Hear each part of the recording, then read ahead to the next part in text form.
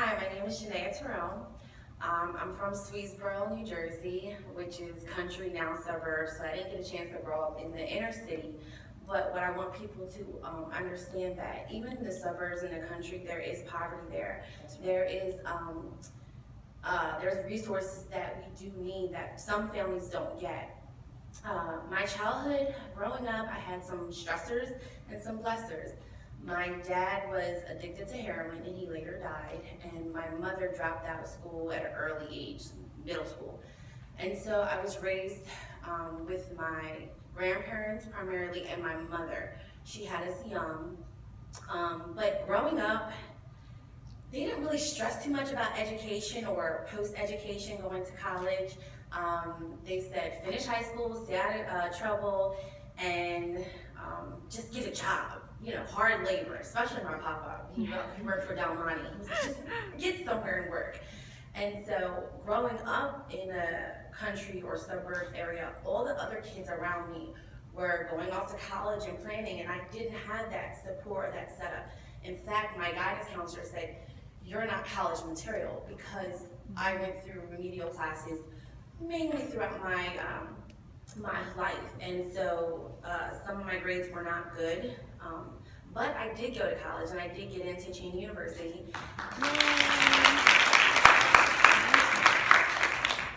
But I really didn't like it.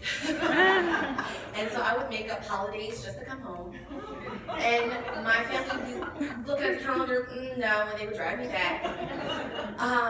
And 2 years into it, I wasn't comfortable with the environment. It wasn't the academic, it was just, I lived such a sheltered life at home in the country. And then I got out there and I started seeing some things and I just wasn't comfortable.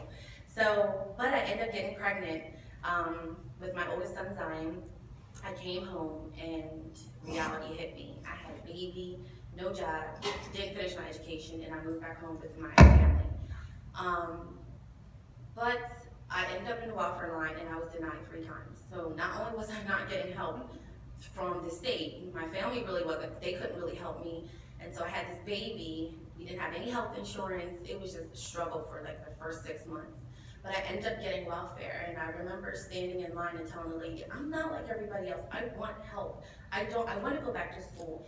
And the state didn't have programs where they can send me back to college. They had the Work First, I think, program, where they allowed you to get some type of training. And I didn't want training, I wanted to go back to college.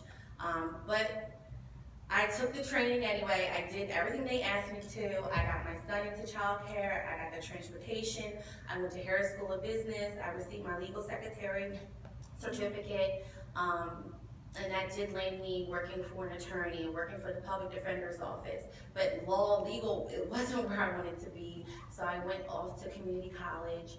And when I left there, I had my second son, Amari.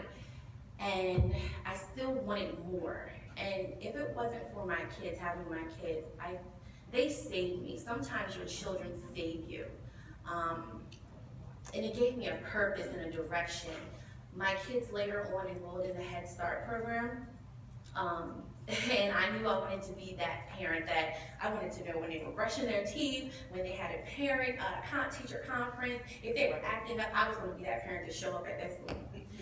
And so the Head Start director was like, okay, we have a parent that wants to be, that's involved, and so let's get her on the committee. And I was like, oh, I don't have that much time. And, I'm out here working and I can't sit in meetings and things like that. But she coerced me to do it, and I did it. And had I known that signing that paper, that piece of paper, because what you guys all don't know, I don't like public speaking. It's my biggest fear, and this is my first time doing it.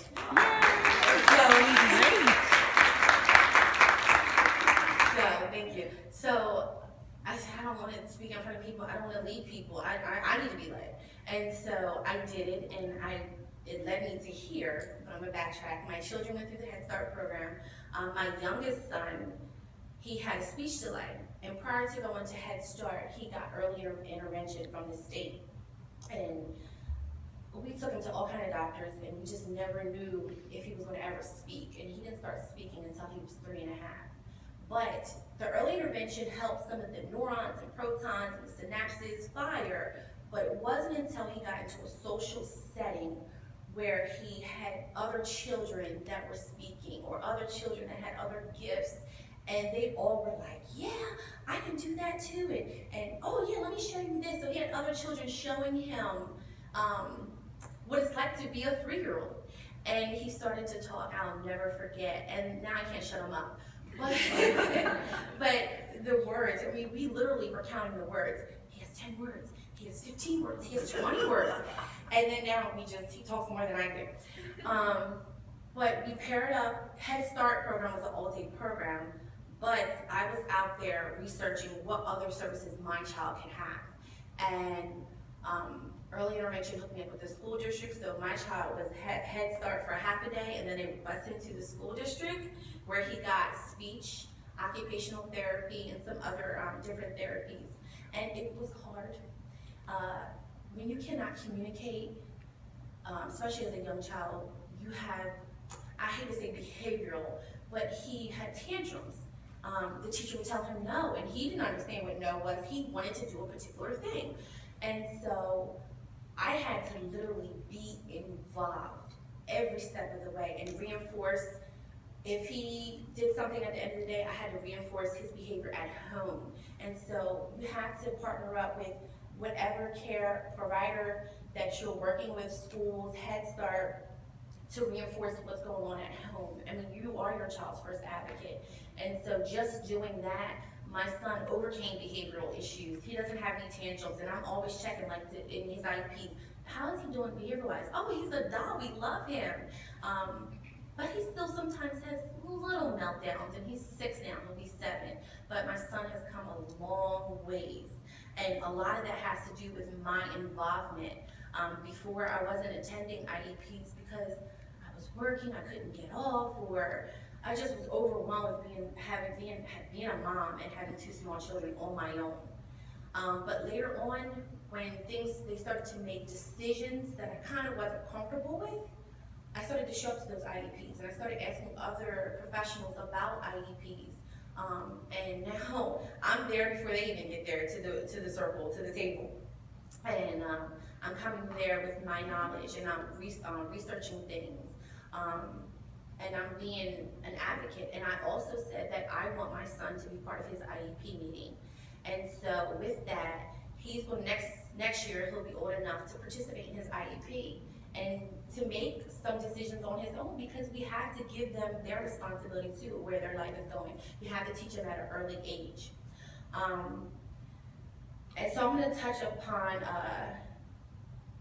a Head Start. So Head Start was kind of like my door to being successful and to being a parent leader. I served on their parent committee. I served on the policy council as president as well, vice president, secretary, and I got to serve on their board of directors for Gateway Community Action Partnership.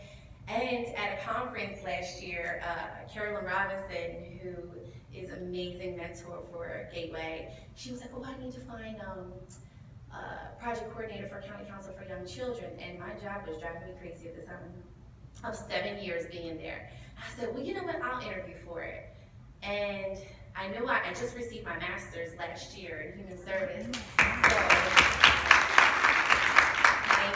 So I knew I was qualified for it, and I got the position, and I've been in this position for Gloucester County Council for Young Children for 3 weeks, almost 3 weeks, and I'm enjoying it. I love helping, and that's my purpose. I found my purpose at 30, is helping and sharing information. And the shared information and shared vision is so important because people need to come together all over the world. The United Nations, CEOs, big corporations, they come together in meetings like we are now to share information. Sharing information is so powerful because you don't know the person that you're helping and what they may need. You may have that puzzle piece to what they need. I had a parent come in before yesterday, and she was crying. She needed some services, and I'm listening to what she needed, and what I went through is what she needed. And I was able to pull her aside and say, this is the steps you need to take. Not only would you like to be part of our parent committee for CCYC, and she said, sure, I'd love to. And just that connection, shared information, I got a parent to come in. And so I just want to encourage all providers and parents, to be patient. Even if that parent is going through something, you know, they still have something to bring to the table, and you have something to bring to the table. And I know I ran out of time. So thank you so much. Thank you, Jennifer.